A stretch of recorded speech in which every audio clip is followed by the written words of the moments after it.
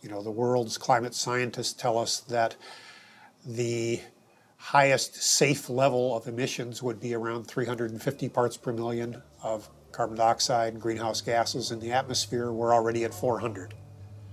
They tell us that the sort of safest we could hope to do without having perilous implications as far as drought, famine, human conflict, major species extinction would be about a 2 degrees Celsius increase in temperature. We're rapidly approaching that, and with all the built-in carbon dioxide that's already in the atmosphere, we're easily going to exceed that. So on our watch, we are facing the next major extinction of species on the Earth that we haven't seen since the time of the dinosaurs disappearing. You know, when whole countries go underwater because of sea level rise, when whole countries find that there's so much drought that they can't feed their population, and as a result they need to desperately migrate to another country or invade another country. I mean, we're going to have climate wars in the future. And what about livestock and animal agriculture? Well, what about it? I mean,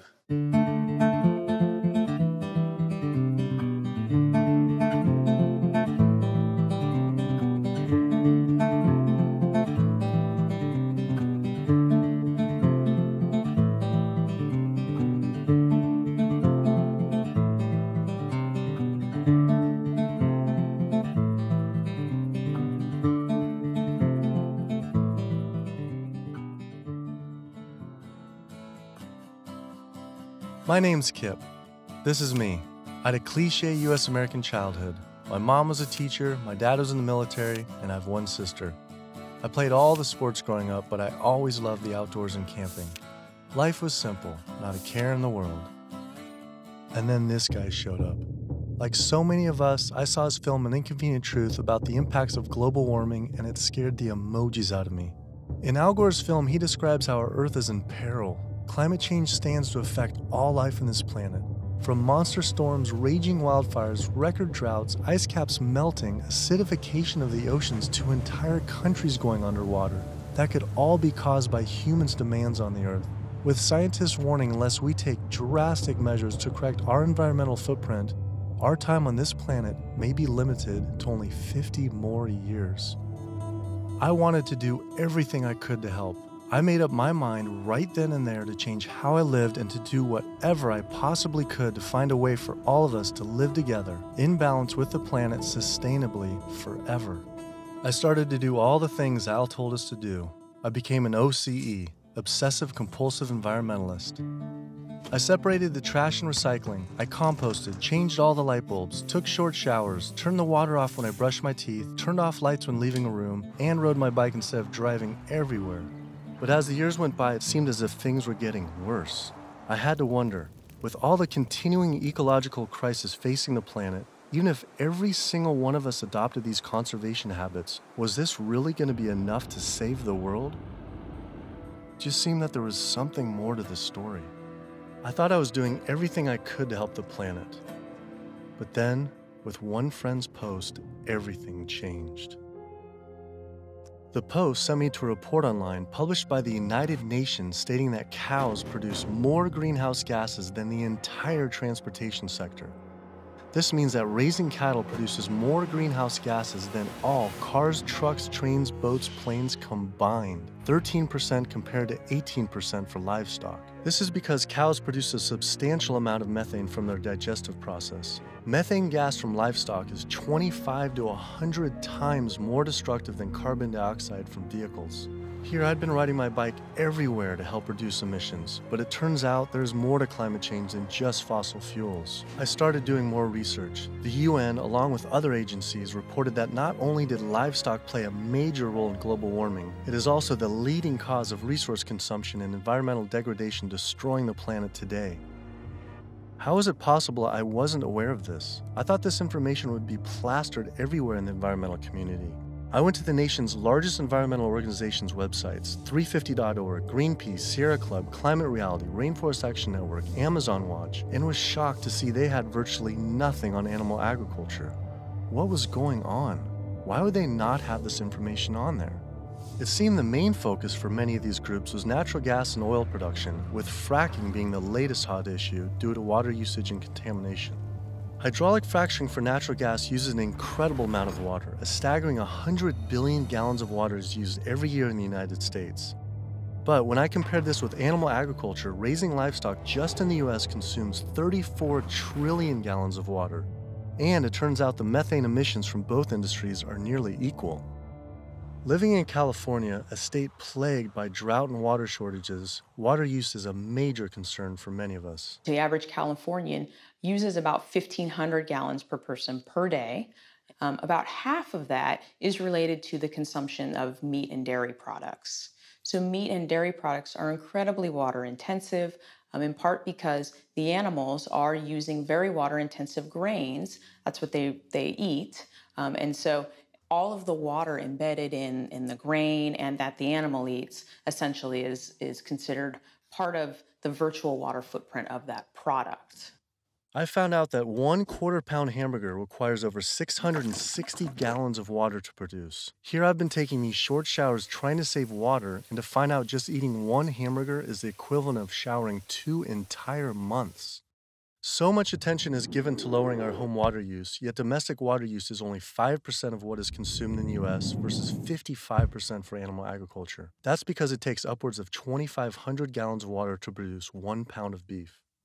I went on the government's Department of Water Resources Save Our Water campaign, where it outlines behavior changes to help conserve our water, like using low-flow shower heads, efficient toilets, water-saving appliances, and fix leaky faucets and sprinkler heads, but nothing about animal agriculture.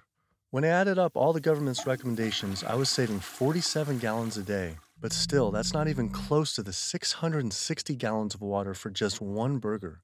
I wanted to see if I could somehow talk with the government about this. Just calling to see if we could schedule an interview.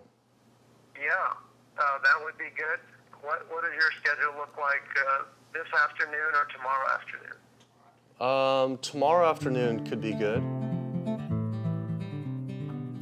For the urban environment, there are a lot of things that can be done. Indoor, using low-flow shower heads, low-flow faucets, efficient toilets, efficient water using appliances. All those are really good areas that can help quite a lot. But the biggest water savings is from outdoors. We have to be mindful of the way we use water. We have to use it as efficiently as possible. We have to protect its quality, and we have to be good stewards of the environment that depend on water. And checking the sprinklers. A lot of time we get a lot of leaks and broken sprinklers and things like that wastes water. And those are the areas that there's a lot of room for conservation. It kept on coming up. A lot was of animal agriculture. Can you comment on that at all, about how much that plays a role in water consumption and pollution?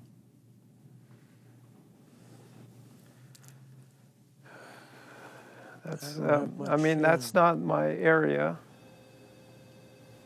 There's one study that found that 1 pound of beef, 2,500 gallons of water. Yeah. Yeah. Eggs is 477 gallons of water, and cheese almost 900 gallons. I mean, I guess it's one simple, why isn't it on Save Our Water? Just, it's kind of like if you went to someone's house and my neighbor has a faucet, dripping, and then you see this giant hose turn full blast until 660 gallons of water are shooting out into the street, flooding the entire street.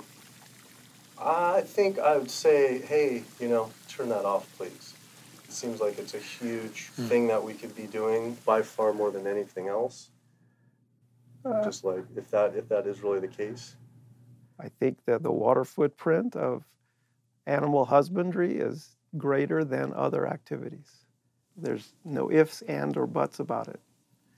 That would be really powerful, just rather than waiting till we're in a drought. What do you think about just starting now, and whoever's in charge of the Save Our Water, hey, let's start encouraging people to eat less meat now, because these studies are coming out. I don't think that'll happen. Why? I don't think that'll happen. Why? Because of the way government is set up here. That's interesting, though. Why though?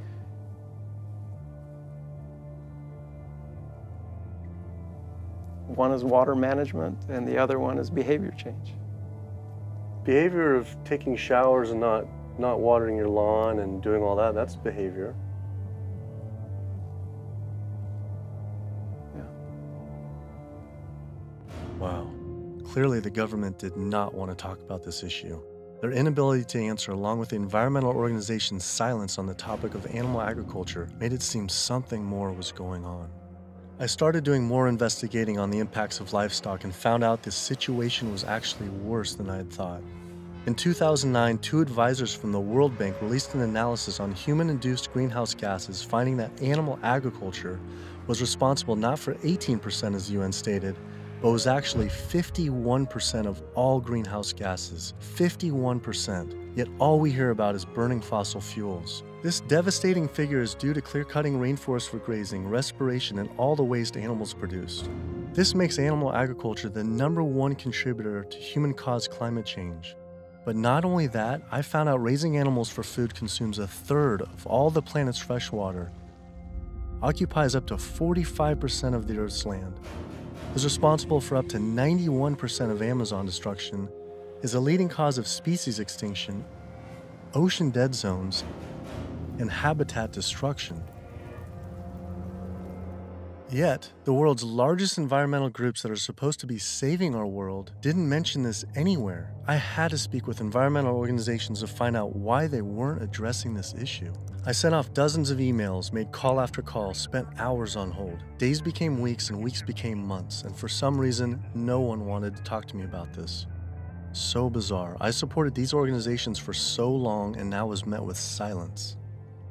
I was, however, able to connect with a handful of environmental authors and advocates that were willing to address this issue. I took my old trusty van, Super Blue, out of retirement and hit the road.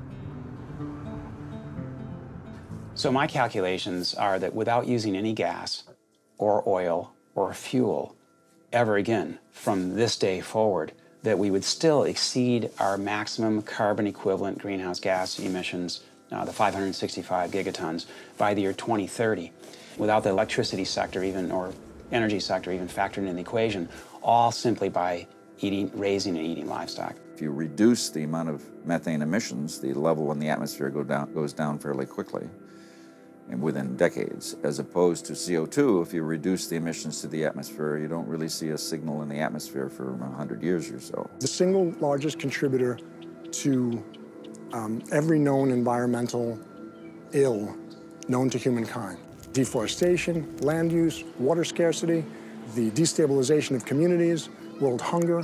The list doesn't stop. It's an environmental disaster that's being ignored by the very people who should be championing. Free-living animals made up, 10,000 years ago, made up 99% of the biomass. And human beings, we only made up 1% of the biomass.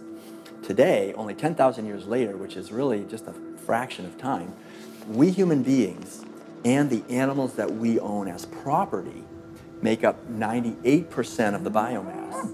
And wild, free-living animals make up only 2%.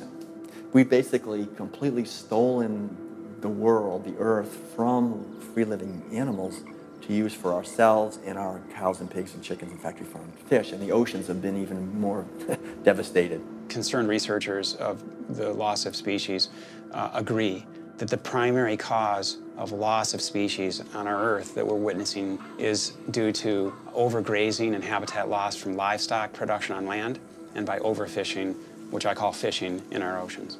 And we're in the middle of the largest mass extinction of species in 65 million years. The rainforest is being cut down at the rate of an acre per second. And the driving force behind all of this is animal agriculture, cutting down the forest to graze animals and to grow soybeans, genetically engineered soybeans to feed to the cows and pigs and chickens and factory farmed fish. 91% of the loss of rainforest in the Amazon area thus far to date, 91% that's been destroyed, is due to raising livestock. The leading cause of environmental destruction is animal agriculture. I just couldn't understand why the world's largest environmental organizations were not addressing this when their entire mission is to help protect the environment. But that's the thing too, is they say, use less coal, ride your bike. What about, eat less meat? Yeah. I think they focus grouped it and it's a political loser. In terms of, because they're membership organizations, a lot of them. They're looking to maximize the number of people making contributions, and if they get identified as being anti-meat or challenging people on their everyday habits, that's something that's so dear to people that it will hurt with their fundraising. They do not want to address the primary driving cause of environmental devastation, which is animal agriculture, because they're businesses and they want to make sure that they have a reliable source of funding. I went invited to a meeting with Al Gore and some years ago now, and made these methane arguments, and he was really pushed back. And that's just his argument. It's hard enough to get people to think about CO2. Don't confuse them. I think that the problem with a lot of organizations that are focused and have a laser focus don't go off message because they don't want to piss off another whole group of people that will make their lives difficult. If you listen to the majority of the major environmental organizations, they're not telling you to do much besides live your life the way you've been living it, but change your light bulb from time to time, drive less, use less plastic, recycle more. It's better for their fundraising and better for their profile to create a victim and perpetrator sort of plot line.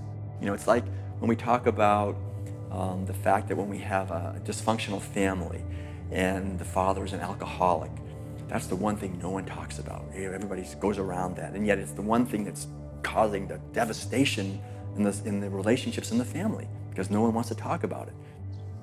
How could these organizations not know? I mean, the issue is right in front of them. It's unmistakable at this point. And just like these organizations, they're falling over themselves to show the general public that climate change is human-caused. And in doing so, they completely fail to see what's right in front of them, that animal agriculture, raising and killing animals for food, is really what's killing the planet. That was it. No more emails, no more phone calls. I had enough. I realized if I wanted answers, I would have to go to these organizations' headquarters in person. Hi, how's it going? We're doing a full-length feature documentary, and it's on sustainability and animal agriculture plays a role. And we're seeing if we can talk to David Barr.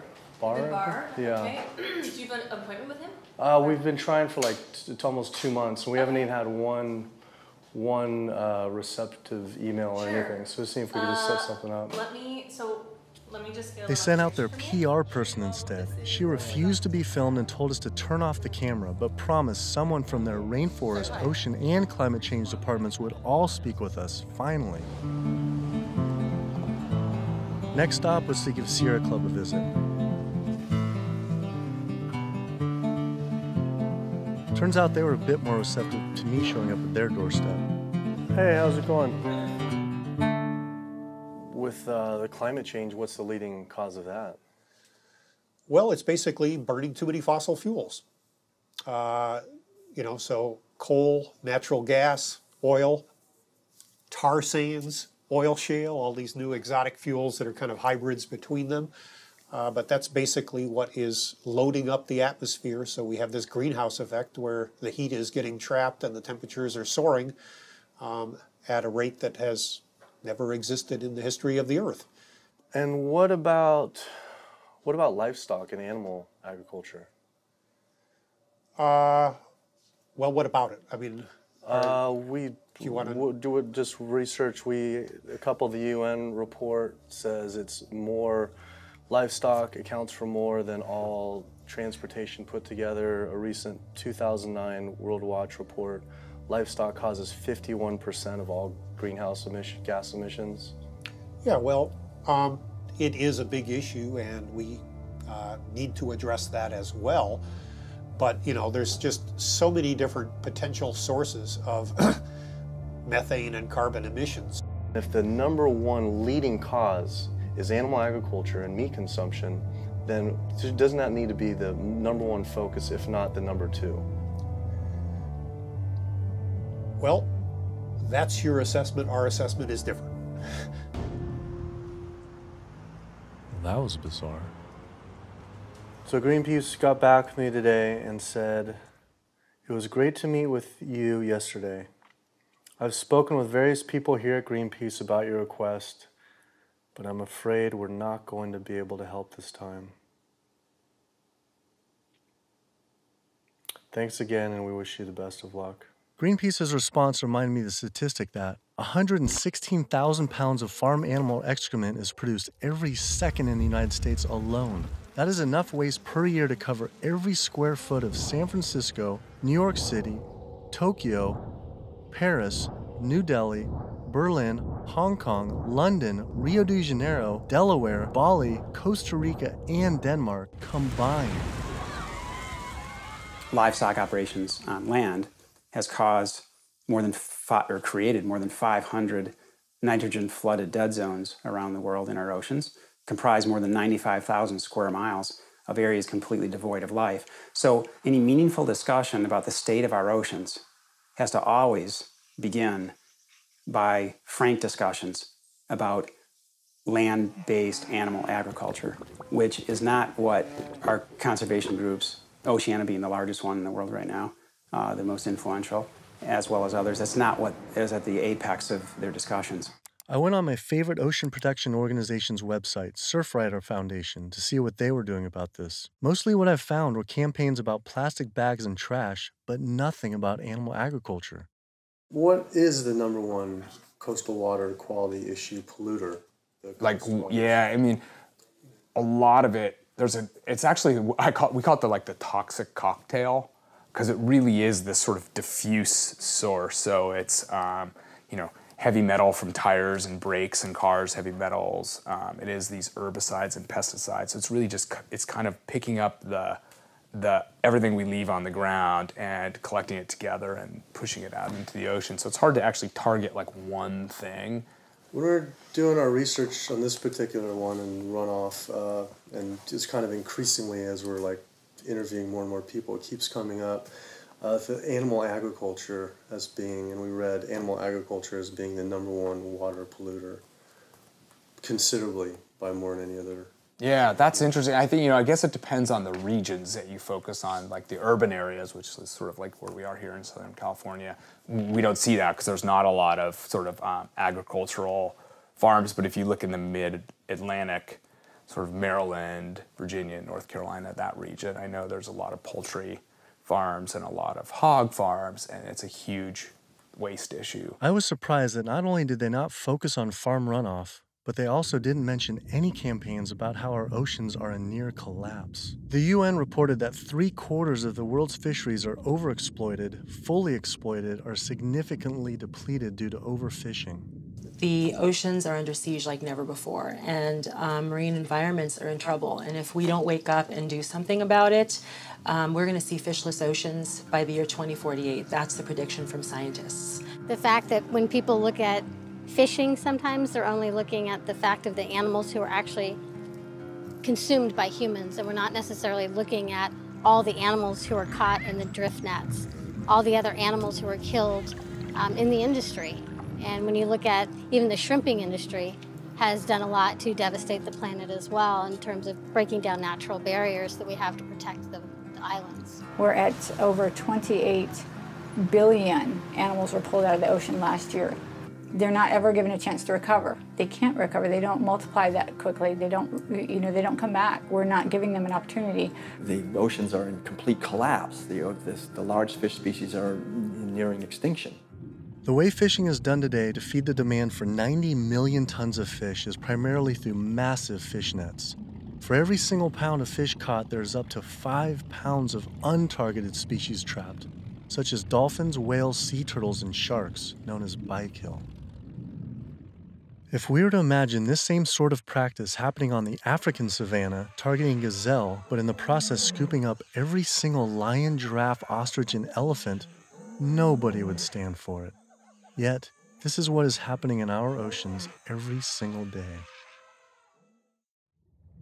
Between 40 and 50 million sharks each year are killed in fishing lines and fishing nets as bykill. then their fins might be cut off or not cut off, but they're caught initially as bykill, and it's from fishing. It's from fishing in a sustainable manner, in many cases, for fish that are labeled sustainable by, for instance, Oceana and these sustainable certified organizations. So my thought is that why would we want to stop at banning shark fin soup if you're concerned about sharks, which all these organizations are and most of the public at large is now. If we really are concerned about sharks, we would ban fishing.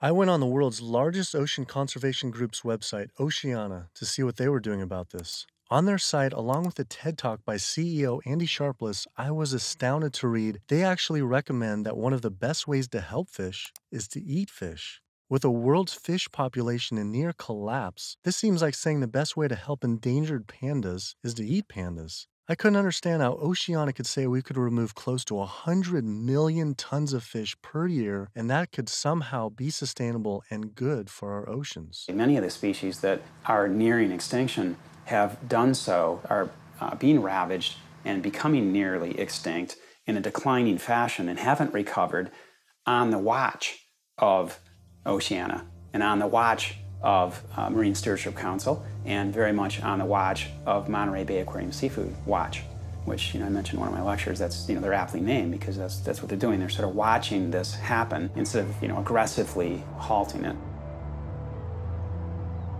I mean, according to the United Nations Food and Agriculture Organization, roughly 3/4 of all the fisheries out there are either fully exploited or overexploited. So there's really not a whole lot of fish stocks out there that you might consider at healthy levels for the ecosystem.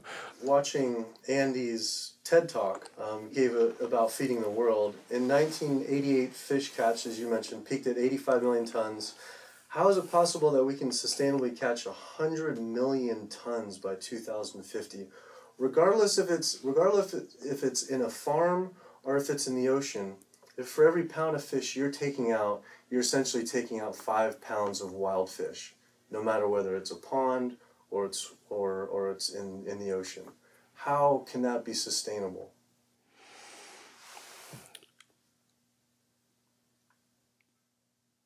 The ultimate question, right, is that there is a tremendous amount of natural production that is basically coming out of the oceans all the time. So we have a massive amount of upwelling from our ocean conveyor belt that's bringing up ancient 1,000-year-old nutrients, and our ecosystems are turning that into fish. Yes, they're eating each other, and you're losing some of that production every step up in the food chain, but you get more every year. You can fish and take some out, and next year there will be more. And if we do that right without ultimately hitting the fundamental driver, it's sort of like living off the interest, right? As long as you don't bring your principal down, right, if you're investing in something, as long as you're not hitting into that principal and your principal remains high, you could potentially live off the interest forever. And that's the basic idea with fish. With our population right now, what we're doing is if it's 75% depleted, the fishery is now depleted. And it's a good analogy with money. We're not living off our interest. We're in extreme debt. And if our population who's trying to live as a family on the same amount of money, and it's increasing 35% to 9 billion people, right. Isn't it just, hey, we got to stop spending money?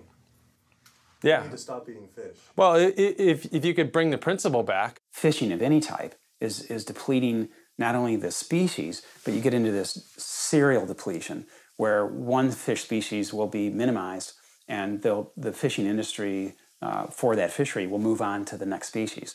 And it's called serial depletion, aptly named. And in the process, so the fish are being lost, not only the species is being lost, but the next in line is being lost, and then the mechanism is still extremely destructive. So they're losing the fish species, but it needs to be kept in mind they're also destroying habitat. I think they came up with this term, sustainable fishing, to make ourselves feel good about eating fish and continuing to take fish out of the oceans, when in fact, really, it's Sea Shepherd's position that there is no such thing as sustainable fishing. Seafood is not a protein source for a sustainable protein source for the feeding of the planet, of the people on the planet. It's just not. People don't want to hear it because that makes them feel like they have to take action. They have to stop doing something, and a lot of people don't want to, and people don't want to, they don't want to put it out there because it's uncomfortable. They don't want to propose to tell people what to do, but we're at a point where we all have to be cognizant and we have to realize and we have to take an action. Our founder, Captain Watson, likes to say, if the oceans die, we die. That's not a tagline, that's the truth. Perhaps the only other ecosystem that is being destroyed at such a rapid rate are the world's rainforests. Our global rainforests are essentially the planet's lungs. They breathe in CO2 and exhale oxygen. An acre of rainforest is cleared every second, and the leading cause is to graze animals and grow their feed crops. That is essentially an entire football field cleared every single second. And it is estimated that every day, close to 100 plant, animal, and insect species are lost due to rainforest destruction.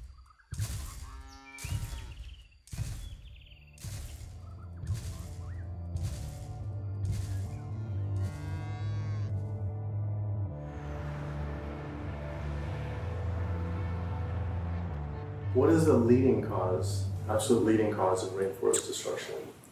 Human intervention into rainforests is the leading cause. And so it's either for logging or it's for agribusiness. And that's when you're looking at the top global drivers, it will vary a bit by the rainforest that you're talking about. But the way that we're choosing to use these natural resources on a large industrial scale is the leading driver. When I went on Rainforest Action Network's website, I couldn't believe I didn't see anything about cattle. But I did see they had a large campaign against palm oil. Palm oil plantations are causing tremendous deforestation in the Indonesian rainforest. It is estimated that palm oil is responsible for 26 million acres being cleared. Though, compared to livestock and their feed crops, they were responsible for 136 million acres of rainforest lost to date. But on their website, I was shocked to find cattle was not included as one of their 4 main key issues. Instead, they focused on palm, pulp and paper, coal, and tar sands. How could they not have the leading cause of rainforest destruction? I had to wonder, why focus on fossil fuels and not cattle? Is it more fossil fuels or is it more animal agriculture? I don't know why we would ever do a one or the other. I'm just wondering, what more is it? I don't necessarily know what it is. Could the executive director of one of the world's largest rainforest protection groups honestly not know what was going on? Or even worse, were they hiding it on purpose? And if so, why? I immediately went to Amazon Watch to see if they would say what the leading cause of rainforest destruction truly is. The most biologically and culturally diverse place on the planet is under massive attack right now. The Amazon rainforest itself could be gone in the matter of the next 10 years. What is the leading cause of rainforest destruction? The leading cause of rainforest destruction, I would say, well, just to put it into the context of what Amazon Watch works on, there's many drivers of deforestation, as we call them. Many different reasons and ways that the rainforests are destroyed. The ones that cause the most damage and are the most widespread are mega projects, such as oil and gas pipelines, such as mining projects, such as mega dam projects. We're not talking about... I felt like I was going in circles with all these groups, as if I were stuck in some strange cowspiracy twilight zone where no one could talk about cows. I couldn't believe these organizations just wouldn't say what the leading cause of rainforest destruction truly is. I had to ask one more time. It's hard to say what is the leading cause of deforestation of the Amazon because they're all destructive: oil and gas, mining, dams, agriculture. But in terms of land use, in terms of the amount of land that is destroyed by when we talk about, in comparison, all those different causes of deforestation, what is causing the most trees to fall, for example? I think it would definitely be agriculture. Unfortunately, one of the biggest causes of deforestation definitely in the Brazilian Amazon is agribusiness, cattle grazing and soy production in particular. This is really what's going on. Mm-hmm. Why do you think that's like no Greenpeace or no one's really saying the whole story? The whole story about the main cause of deforestation. Yeah. And I think you brought up some really good points about why isn't anybody doing anything about this? And I think in Brazil in particular, I think when we look at what happened after the Forest Code was passed, and people who were standing up against the lobbyists and the interests, the special interests, the cattle industry, the agribusiness industry, what was happening to them? A lot of people who were speaking out got killed. And if you look at, say Carlos, you look at Claudio, there's people who are putting themselves out there and saying, cattle ranching, is destroying the Amazon. A lot of those people who are really putting themselves out there, and look at Dorothy Stang, the nun who lived out in Pará, who was killed. A lot of people will speak up. A lot of people just keep their mouths shut because they don't want to be the next one with the bullet to their head. Sister Dorothy Stang was a U.S.-born nun living in the heart of the Brazilian rainforest. Her life's work was to protect the Amazon. She spoke out openly against the destruction of rainforests from cattle ranching for years. Walking home one night, she was brutally gunned down at point-blank range by a hired gun from the cattle industry.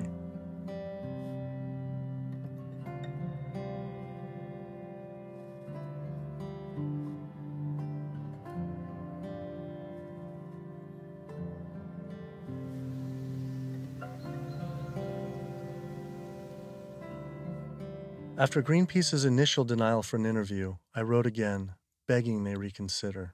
Greenpeace got back again and said again, I'm afraid we've explored the options here in terms of helping you and are not going to be able to be involved this time. You mentioned you were also speaking to Oceana. I'm sure they'll be able to give you some great quotes about ocean-related issues. Thanks again for thinking of us. Unbelievable. With Greenpeace unwilling to be interviewed, I had to find a different avenue for answers. There's something really fishy going on over there. Fortunately, I found a former Greenpeace board of director who now speaks openly about the industry. Environmental organizations, like other organizations, are not telling you the truth about what the world needs from us as a species. It's so frustrating when the information is right before their eyes. It's documented in peer-reviewed papers and journals. It's there for everybody to see, but the environmental organizations are refusing to act. Nowhere do you find in their policies, and nowhere do you find in the Greenpeace mission that diet is important, that animal agriculture is the problem. They are refusing, like other environmental organizations, to look at the issue. The environmental community is failing us, and they're failing ecosystems. And it's so frustrating to see them do this. NRDC, the Earth's best defense. All right, so here they actually do have a few things on animal agriculture. The leading cause of environmental degradation is too much pollution and too many engines churning too fast in too many places around the globe. Lately, in 2009, a World Watch report that livestock causes 51% of greenhouse gas emissions, and transportation is around 13, and then the low end, the UN was around 18 to 30, which is more than all transportation, all put together. Internationally or nationally? Yeah, I think energy production and transportation are still major sources. So I think, I guess I'm not going to comment on that because I'm not familiar with those numbers. So it's, don't quote me on this, but that's cow farts. That's what, I think what that is. I think that's cow farts.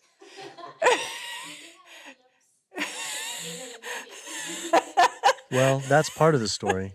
Methane production from cows and other livestock's flatulence is a major contributor, but mostly it is due to deforestation and the waste they produce, which is 130 times more waste than the entire human population, virtually all without the benefit of any waste treatment.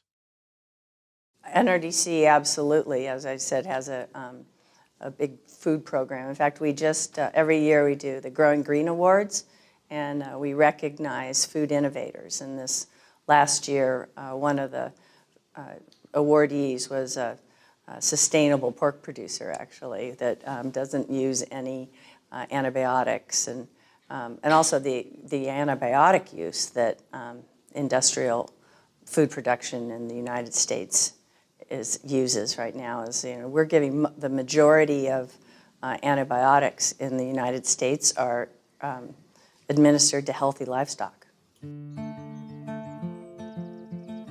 I wanted to visit one of these sustainable farms.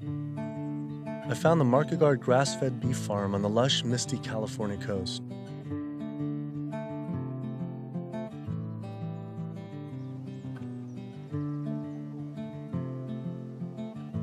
I met Eric and Donegal Market Guard and their 4 children. Leah and Larry are usually up at 6 and out, milking the cows, slopping the hogs.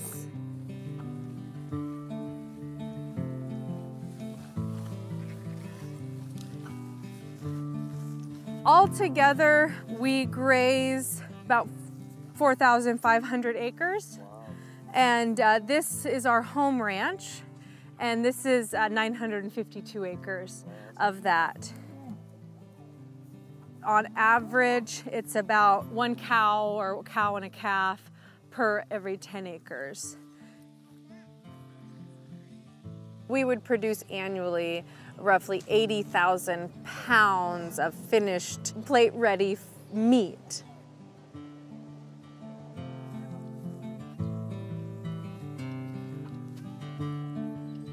We keep about 10 pigs in roughly a 50-acre area, and we move them around in 10-acre pastures. Some people think that pigs are dirty and gross, but I really like them. They know people, and they'll be friends and really nice. And they could be like your best friend, or could be like your sister. See? They know you when you get to know them. I mean, I shouldn't be bonding, but you have to have nice pigs. Why shouldn't you bond with them? Well, because they're going to turn into bacon. Oh. But these pigs are about 7 months old now. That's it? Wow. So these bigger ones are getting ready to be killed. Those 2 smaller ones there, you know, they could grow up a few more months. I love animals, and that's why I'm in the meat business. It's what more of society needs to see, is that packaged piece of meat is a living animal, living and breathing creature that, yeah, it's hard. It's hard. But like what Donegal said earlier, we do it because we love them. With the land use, there's anywhere between, with industrial, as low as 2 to 2.5 acres per cow, all the way up to some, depending, it's not as lush as this, up to 35 acres. Yeah, we have a ranch in South Dakota that's 50 acres. 50 acres per. Yeah, it's about 50 acres, wow. Yeah. And why is that? Same thing, it was just farmed and robbed of all the nitrogen, you know. The land also was abused, seasonal, and right? It's also seasonal. Is it possible, and is it practical for the whole world to, say, have grass-fed cattle? In, like, say, Brazil, where, you know, 80%, supposedly 80% of the rainforest was destroyed for cattle. What are your thoughts on that? They shouldn't be eating beef. If their environment wasn't designed to raise beef, then they shouldn't be eating it. Yeah. How do you offset the carbon footprint of livestock?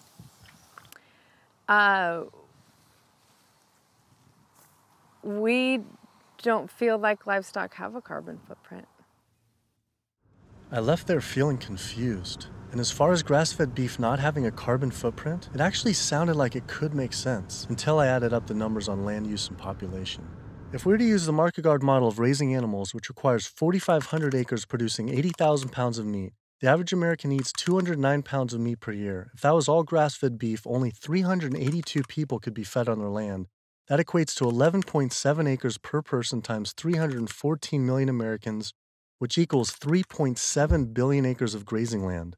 Unfortunately, there are only 1.9 billion acres in the U.S.'s lower 48 states. Currently, nearly half of all United States land is already dedicated to animal agriculture. If we were to switch over to grass-fed beef, it would require clearing every square inch of the United States, up into Canada, all of Central America, and well into South America. And this is just to feed the United States' demand on meat. But that figure doesn't even take into consideration that much of that land isn't suited to graze livestock. We would have to convert all mountain ranges to grassland, clear ancient forests and national parks to grazing, and demolish every city just to make room to graze cows. Just like Brazil, the United States isn't suited to meet the demands for meat.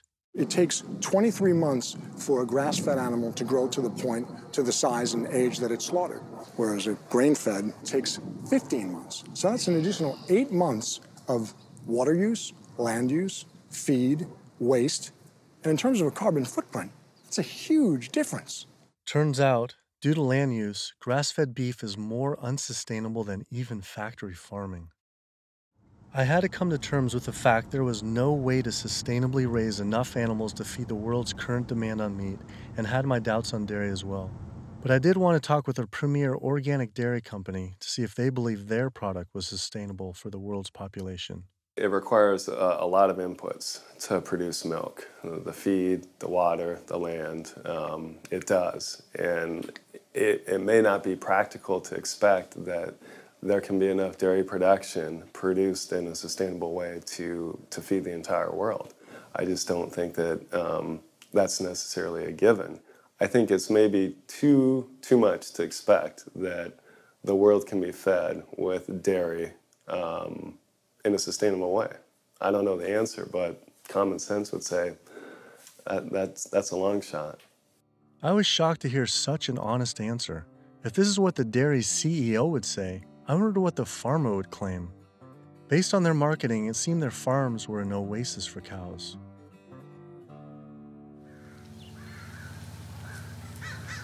It was not what I expected.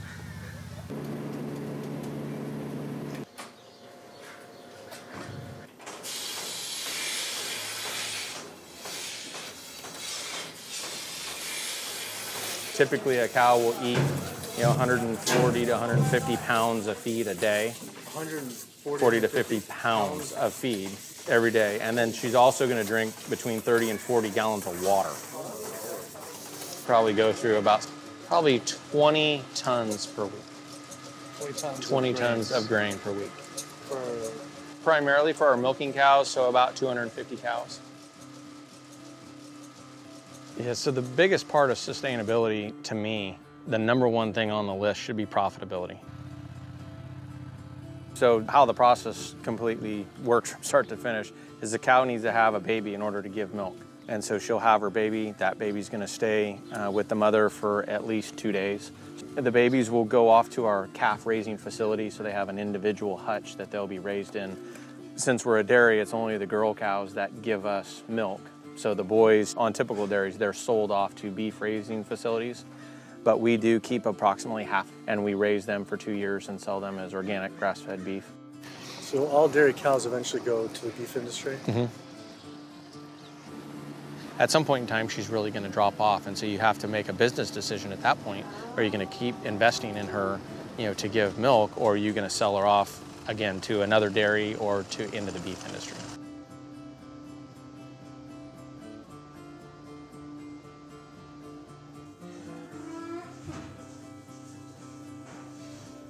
There's very few places on this planet that have this type of environment. But the demand on dairy-based protein in the world is only going to increase. And there's not enough land on the planet to do this type of dairying around the world. It's just the environment is not going to be that way. The land's not there. So I guess on a global scale, a conclusion would be dairy is not sustainable. Unless we start digging up houses and putting pastures back.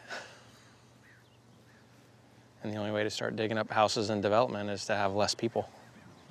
But we only know that population is going to continue to grow. So that means more commercial dairying, I'm sure.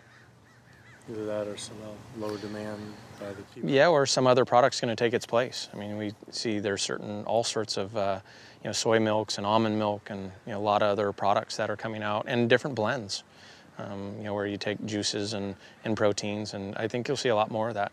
He was right. How could cow's milk be sustainable? For when 1 gallon of milk, it takes upwards of 1,000 gallons of water to produce.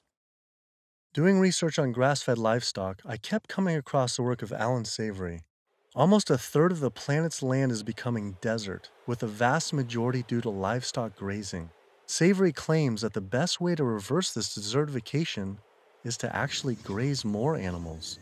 This reminded me of Oceanus saying the best way to help fish is to eat fish. This is the same man, during the 1950s, working as a research officer for the game department of what is now Zimbabwe, came up with a theory, in spite of scientific evidence, that actually elephants were the cause of desertification there. And his solution was convincing the government to kill 40,000 elephants. Yet, after 14 years of relentless slaughter, the conditions only got worse. His theory was wrong. The culling finally ended, but not until tens of thousands of elephants and their families were killed. This is not someone I would ever take ecological advice from.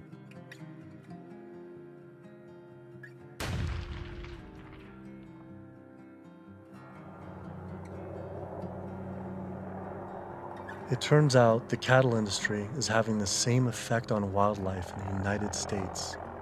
The government has been rounding up horses en masse, and we now have more wild horses and burros in government holding facility, 50,000 wild horses and burros in government holding facilities than we have free on the range. Basically, you have ranchers who get to graze on our public lands for a fraction of the going rate. So they're getting like this huge tax subsidy. It's about 1/15 of the going rate. And what the Bureau of Land Management has to do is say how much forage and water is on the land, and then they divvy it up. They give so much to the cows, so much to wildlife, and so much to the wild horses and burros. And what we see is the lion's share of the forage and water is going to the livestock industry. And then they scapegoat the horses and burros and say, oh, there are too many horses and burros, let's remove them. I always tell people that wild horses and burros are just one of the victims of the management of our public lands for livestock, because we also see the predator killing going on. We know wolves are now being targeted by ranchers to get rid of wolves. USDA has aircraft, and all they do is aerial gunning of predators. So all a rancher does is call up and say, I've got a coyote here. They'll come over and they'll shoot the coyote, or they'll shoot the mountain lion, or they'll shoot the bobcat. And this is all for ranching. In Washington State, after cattle were found to be attacked on public lands where they were grazing under permit, Washington State decided to kill the entire wedge pack of wolves. And those wolves were not introduced. They had in-migrated from Canada, but they're no longer there.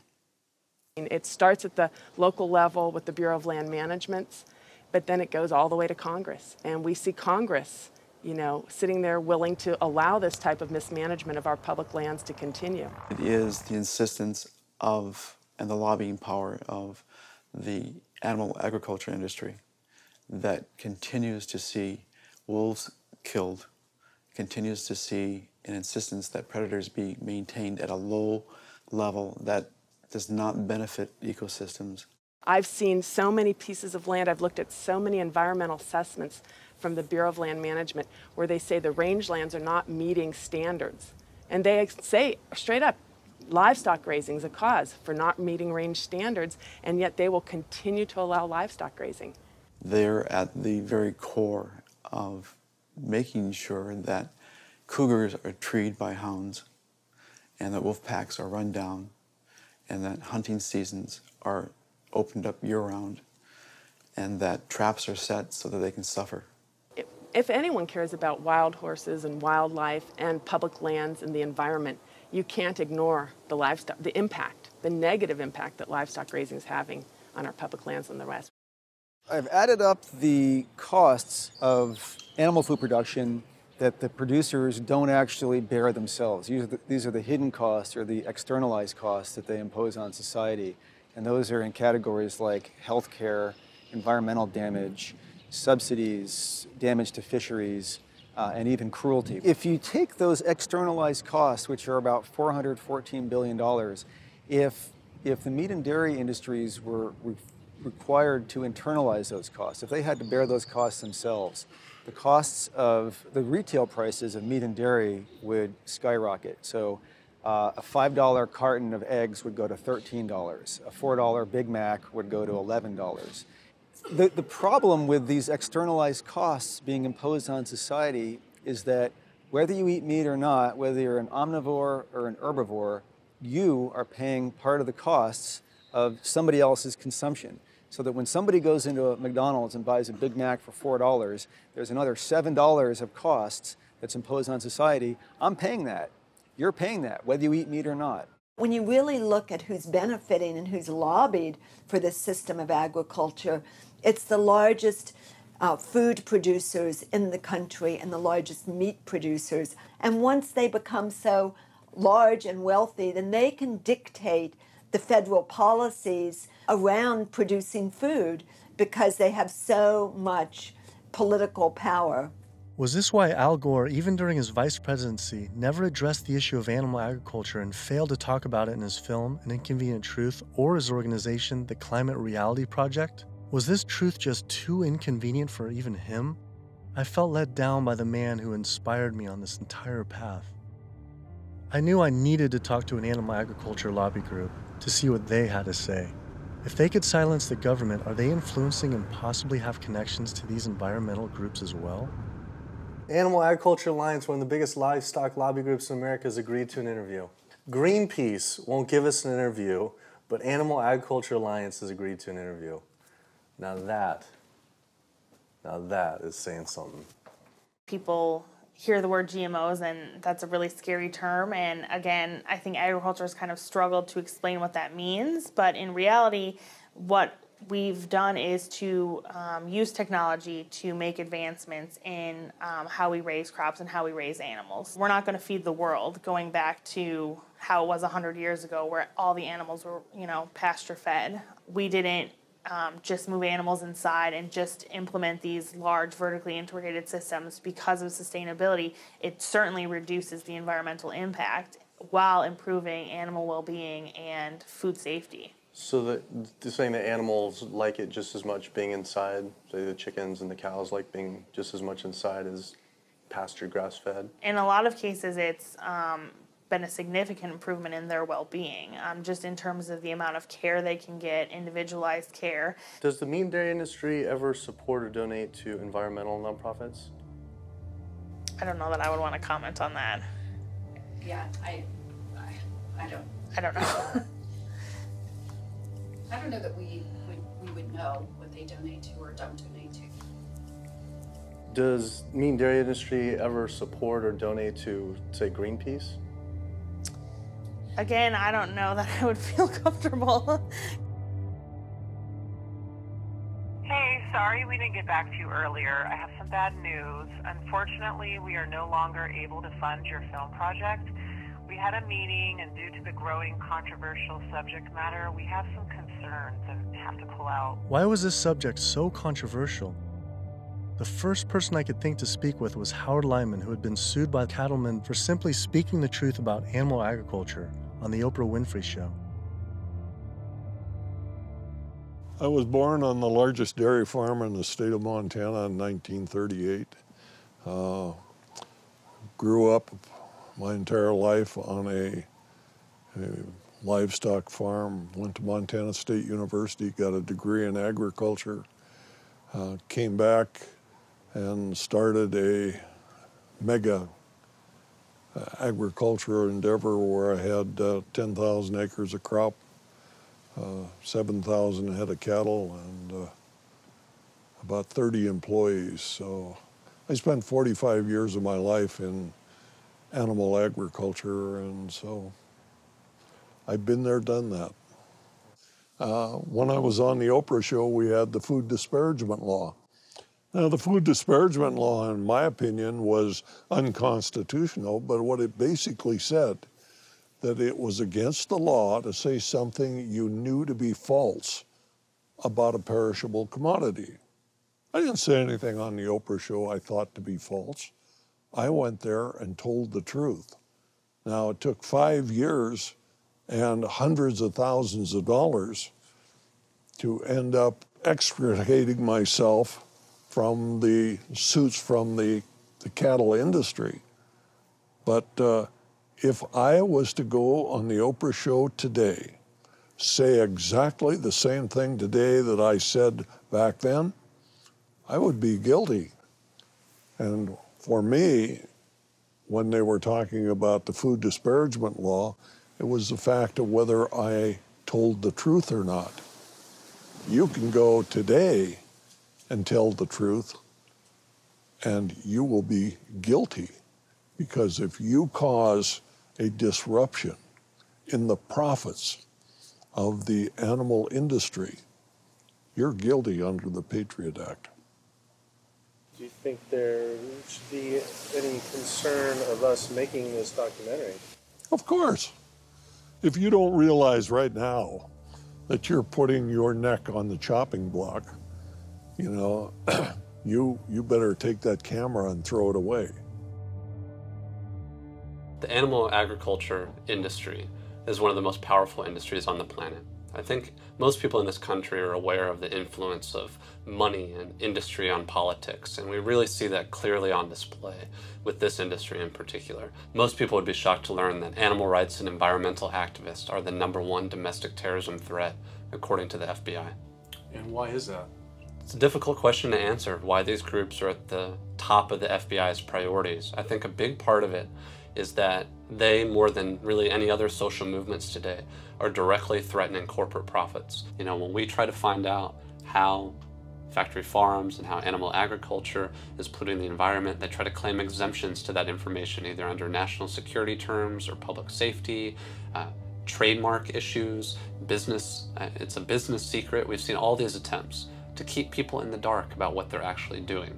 You know, one of the largest industries on the planet with the biggest environmental impact, trying to keep us in the dark about how it's operating. Through the Freedom of Information Act, we obtained documents from the Counterterrorism Unit that show they are monitoring my lectures, media interviews like this one, my website, my book. Are we at risk filming this and showing it? You're going up against people that have massive legal resources. I mean, it's just overwhelming, the amount of money at their disposal, and you have nothing. And I think that fear is a big part of the tactic as well. Will was right. I was scared. When I learned about the activists being killed in Brazil, I was disturbed, but I felt removed. But to learn about American activists and journalists being targeted by the industry and FBI, my funding being dropped, I was genuinely worried and it hit close to home. Was this why no one was willing to talk about the issue? I decided to take precautionary measures with all the footage I shot.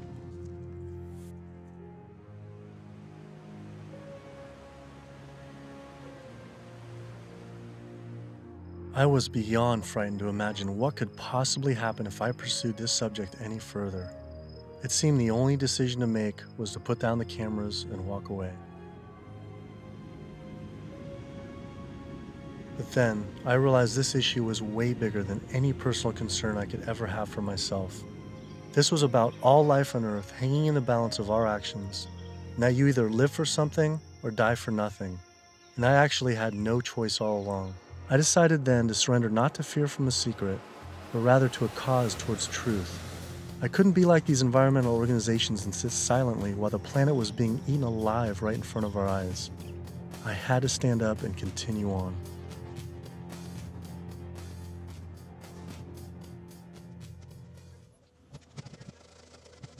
Some people would say the problem isn't really animal agriculture, but actually human overpopulation.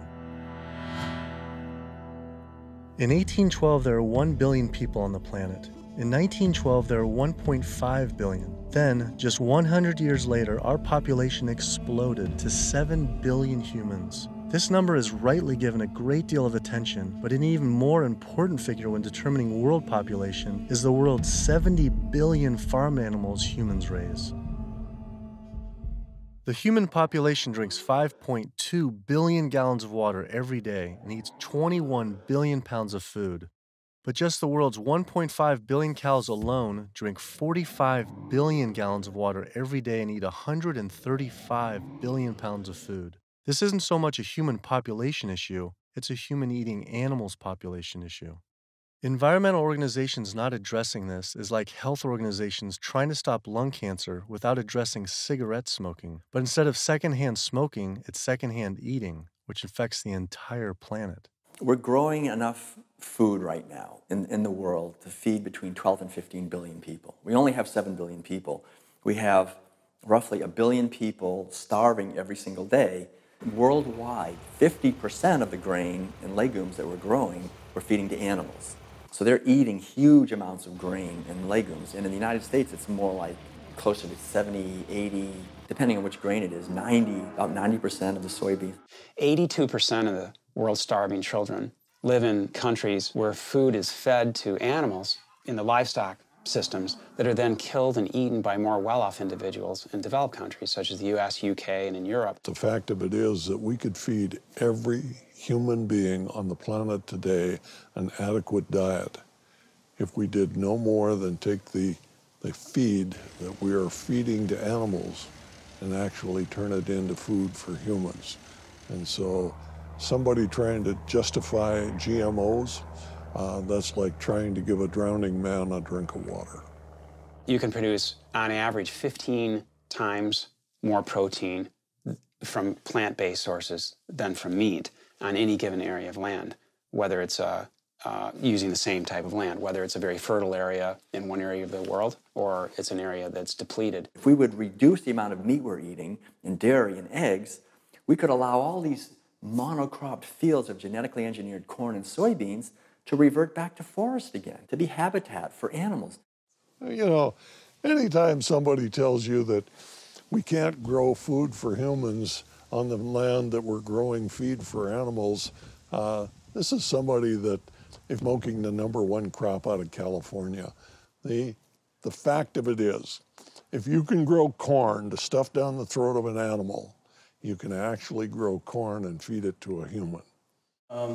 You encourage people to eat less meat and for the tremendous resources required and the toll on the environment. And on the animals. And on the animals. And the workers in the system. And it's a brutal system at every level. As the world population continues to grow to almost 9 billion people, do you foresee someday that we might just completely have to stop eating meat altogether? I don't know that we'll completely stop. I think that the amount of meat eaten will decline. There's no way to support 9 ounces per person per day, which is what Americans are eating now. If the Chinese alone decide they want to eat that much, and they've decided they want to eat that much, we just can't. We don't have enough world to produce the grain to generate that much meat. I think a plant-based diet is the most sustainable. But what do you recommend for 9 billion people can eat for the planet to not only sustain but to thrive? Would you throw out a number like an ounce, 1 ounce? Per meat? And including dairy, like. Yeah, I don't think I don't know enough. But yeah, it would be on the order of a couple ounces a week. It's not going to be the way we're eating it now. We're gorging on meat. We're eating huge amounts. And does that include cheese too? Like 2 ounces total? Yeah, cheese and milk. 2 ounces a week. Only 2 ounces a week seem like nothing. People could probably raise that in their own backyard. Maybe backyard farming was a sustainable solution. I have 42 ducks. I started off with 3 ducks 3 years ago, and then those burdened into a population. I buy a 75-pound bag of seed. And that seed bag will last me right now about 2 weeks.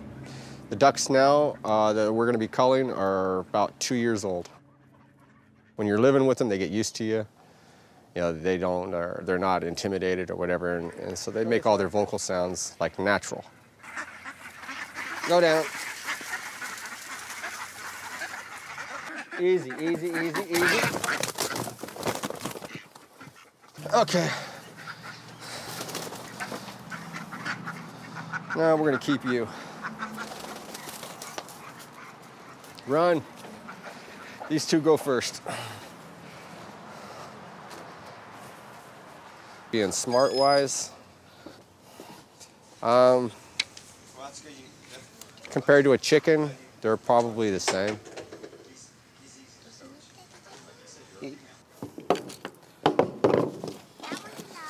Yeah, he is. Alrighty. Okay. Right there.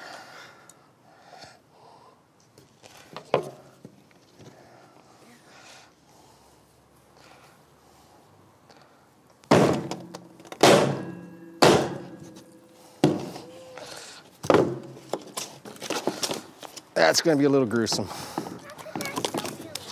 Hmm? How could that still be alive? They're not. That's nerves, a nerve reaction. 5 years old or something like that, I think it was, the first time my dad came out and made us watch as we did rabbits. And we'd raise probably a couple dozen rabbits each year. And then we would take those rabbits and skin them and clean them up and keep them for food. As a young kid, I was kind of, I don't want to say it was hard, but it was kind of, from my memory, because some of the rabbits I had named, so it was kind of like going, but after doing it a couple of times, you kind of just learn it's just something that has to be done.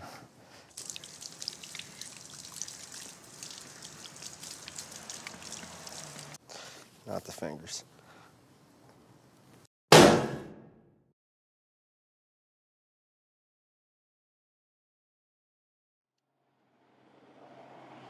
just can't do it. I don't think I could have someone else do it for me. If I can't do it, I don't want someone else doing it for me.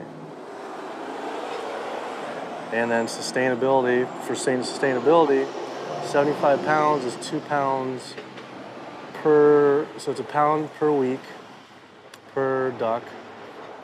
52 weeks, 110, so it's 110 pounds of food for 1 to 1.5 pound of meat. So on a sustainability issue, it's 100 to 1. And that grain gets, who knows where that grain comes from. But I mean, when it gets to this point, it's not even about sustainability. It was just, I don't feel real good inside. It's the first time I've ever seen that. So, kind of, yeah. I had been so caught up in the destruction caused by animal agriculture, I realized I had never truly dwelled on the obvious reality that every one of these animals was killed. It was always a disconnected, abstract fact of eating meat, but when it became personal, face to face, the story changed. I had already scheduled weeks in advance to film another backyard slaughter of a chicken that stopped producing eggs. I didn't know how I was going to possibly go through another slaughter. So I didn't.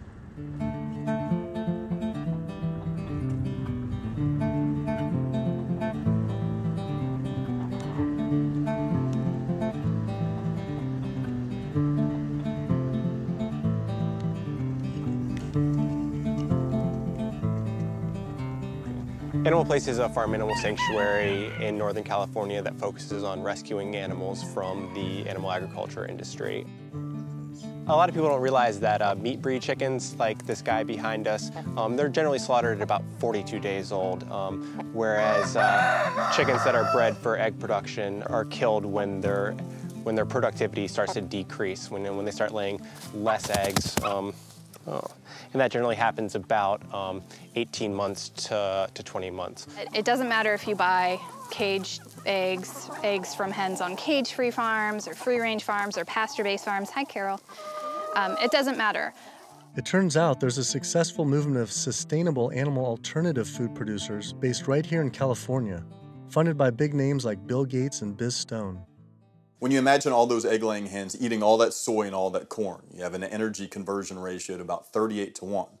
Whereas alternatively, you can find plants. And you can grow those plants and you can convert those plants into food. And the energy conversion ratio for the plants that we're using to replace the eggs is about 2:1 compared to 38:1 for eggs. So our explicit goal is to have the maximum amount of impact by creating this new model that makes the global egg industry entirely obsolete. We're making the Omega products and proving that we can make better tasting food that's great for you, and it takes 1/20th of the land and resources that dairy do. If I could tell you that you could have the fiber structure of meat, the satiating bite of meat, the protein, and all the nutritional benefits of meat without actually having animal protein itself. And by doing that, you could address climate change. You could address the human health epidemics that we're seeing. You could address animal welfare, and you could address natural resource conservation. Would you make the change? But what if people just ate less animal products, like going meatless on Mondays?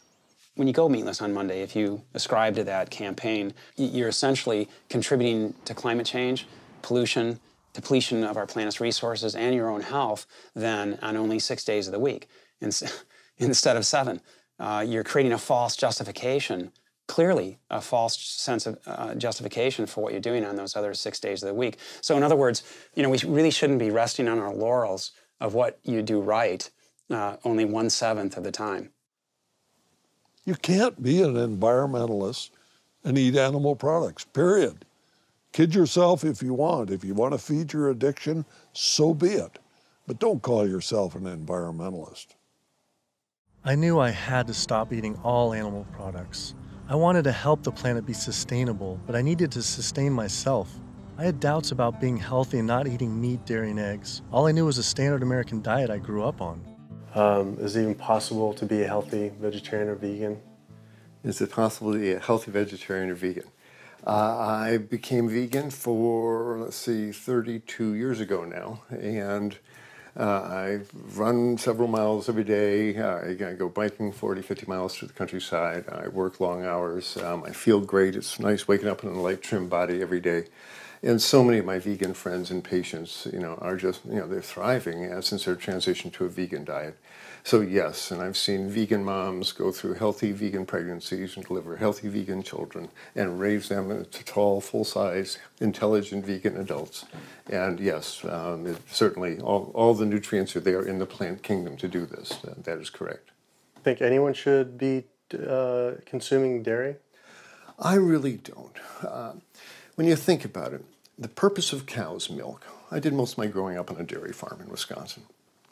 The purpose of cow's milk is to turn a 65-pound calf into a 400-pound cow as rapidly as possible. Cow's milk is baby calf growth fluid. That's what this stuff is. Everything in that white liquid, the hormones, the lipids, the proteins, the sodium, the growth factors, the IGF, every one of those is meant to blow that calf up to a great big cow, or it wouldn't be there. And whether you pour it on your cereal as a liquid, whether you clot it into yogurt, whether you it into cheese, whether you freeze it into ice cream, it's baby calf growth fluid. And women eat it, and it stimulates their tissues, and it gives women breast lumps. It makes the uterus get big, and they get fibroids, and they bleed, and they get hysterectomies, and they need mammograms, and gives guys man boobs. Cow's milk is the lactation secretions of a large bovine mammal who just had a baby. It's for baby calves. I tell my patients, go look in the mirror. Do you have big ears? Do you have a tail? Are you a baby calf? If you're not, don't be eating baby calf growth fluid in any level. There's nothing in it people need. It was a relief to hear I didn't have to eat any animal products to be healthy and even thrive, but I still thought you needed animal manure to grow organic agriculture. It turns out there's an entire movement with people growing food without any animal inputs. I visited Earthworks Urban Farm in Detroit, where they are working with and growing food for the low-income community. We tend to see ourselves as individuals in a bubble, and forget that we inhabit this land and this earth with other creatures. And so we have to learn how to share more, I guess. Josh here is working on his garden. You'll be surprised what you can do with what seems to be not a lot of space. About a 4x8. Yeah. What's your goal this year? How much do you think you can maximize that? I would push for 100 at least. 100 pounds. At least. Wow. That's amazing. So, the 1 full year after this was constructed, we doubled our yield to over 14,000 pounds of food. 14,000 pounds on Yeah. about how many acres? About 2.5. So as much food as we produce and we grow, or the earth helps us grow, is we also have to return those nutrients back to the soil. So we like to think of our work as being regenerative, that we're putting as much life-giving substance in the ground as we're taking out. So just kind of healthier and safer to use vegetarian or vegetable composting and stuff? Yeah, that's what we found. But also because it takes less time, it's a lot easier to manage. A lot easier, yeah. Yeah. And the soil's just as rich? No. Yeah, absolutely. Not only is it organic more compassionate, it's also more efficient. And in a society with this many billions of people, we need to be as efficient as possible. Some people might go back and say, if we embrace this primitive approach of only wild animals everywhere, and we go back to like a hunter-gatherer system, that sounds great. But that was 10 million people on the entire continent. Maybe a little bit more, a little bit less, no one really knows. Today, now, we have what? We have 320 million in the US, 25 million in Canada, another 100 and so many million in Mexico. So North America is up to almost 450 million people. Trying to figure out a way to bring animal agriculture in balance with 450 million hungry people is impossible. This is amazing. I didn't believe it when I first learned it, but 216,000 more people are born to the planet every day. Every day. It's extraordinary. But what's really extraordinary is you need, per day, 34,000 new acres of farmable land. It's not happening. To feed a person on an all plant-based vegan diet for a year requires just 1/6 of an acre of land. To feed that same person on a vegetarian diet that includes eggs and dairy requires 3 times as much land. To feed an average U.S. citizen's high-consumption diet of meat, dairy, and eggs requires 18 times as much land. This is because you can produce 37,000 pounds of vegetables on 1.5 acres, but only 375 pounds of meat on that same plot of land. I also learned the comparison doesn't end with land use. A vegan diet produces half as much CO2 as an American omnivore, uses 1/11th the amount of fossil fuels, 1/13th the amount of water, and 1/18th of the amount of land. After adding this all up, I realized I had the choice every single day to save over 1,100 gallons of water, 45 pounds of grain, 30 square feet of forested land, the equivalent of 20 pounds of CO2, and one animal's life, every single day. If we all, as a society, did go vegan, and we moved away from eating animal foods and toward a plant-based diet, well, what would happen? If we didn't kill all these cows and eat them, then we wouldn't have to breed all these cows, because we're breeding cows and chickens and pigs and fishes. We're breeding them, and over and over again, relentlessly. So if we didn't breed them, then we wouldn't have to feed them. If we didn't have to feed them, then we wouldn't have to devote all this land to growing grains and legumes and so forth to feed to them. And so then the forest could come back. Wildlife could come back. The oceans would come back. The rivers would run clean again. The air would come back. Health would return. Renewable energy infrastructure, such as building solar and wind generators all over our country to reduce climate change, I mean, that's a pretty good idea, but it's projected to take at least 20 years. And at least minimally $18 trillion to develop. It's important to realize that we don't have that long of a time frame. We just talked about how it might be a 3 to 4 year time frame. So we don't really have 20 years, and we really don't have $18 trillion to develop these. So another solution to climate change, we could stop eating animals. And it could be done today. It doesn't have to take 20 years, and it certainly doesn't have to take $18 trillion because it costs nothing. Some people say, well, let's fix CO2 and then we can worry about the methane. Well, it's the other way around. It actually makes sense. Do something about methane because you get a response right away. Quietly and unmistakably, the most powerful thing that someone can do for the environment. No other lifestyle choice has a farther-reaching and more profoundly positive impact on the planet and all life on Earth than choosing to stop consuming animals and live a vegan lifestyle. Do you realize 75% of Americans consider themselves to be environmentalists. You don't think we couldn't solve this problem in a heartbeat? I'll tell you what, all we would need is for the environmentalists to live what they profess, and we'd be on a new course in the world. We will not succeed until we stop animal agriculture. And by succeed, I mean we will not save ecosystems to the extent necessary. We will not have enough food for people around the planet. We will not stop global warming. We will not stop pollution and the dead zones that run off all the fields of corn and soy that are grown to feed livestock. And we will not stop the hunting of wolves and other predators. Now, organic farming is one major positive step in the right direction, but we need to keep walking. We need to get beyond organics. We need to get to sustainability.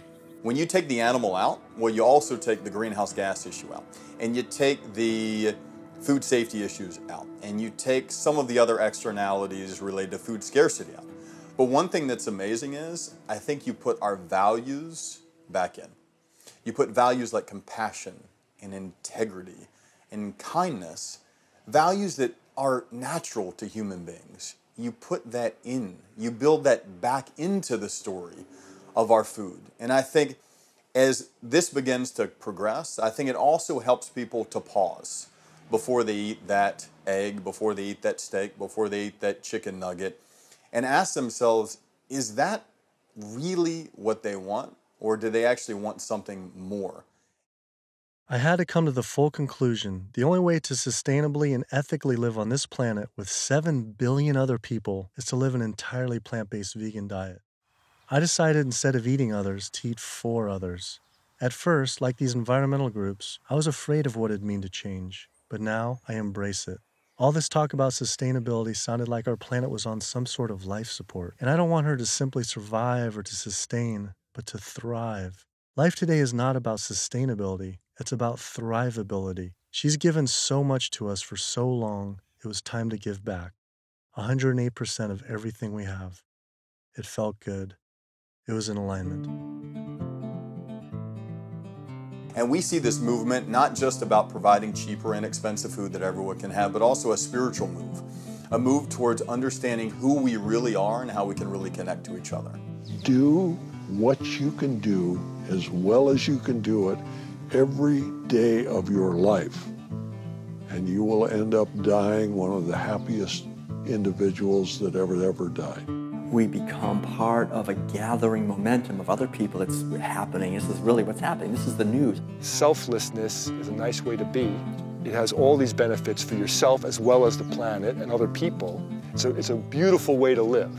Ecologically, it just feels better. This is about massively transforming how our society eats because it's a necessity. It's acting on what we know and acting kindly and gently on the whole planet and with other people to accomplish the goals of living better. We can do it, but we have to choose to do it. You can change the world. You must change the world.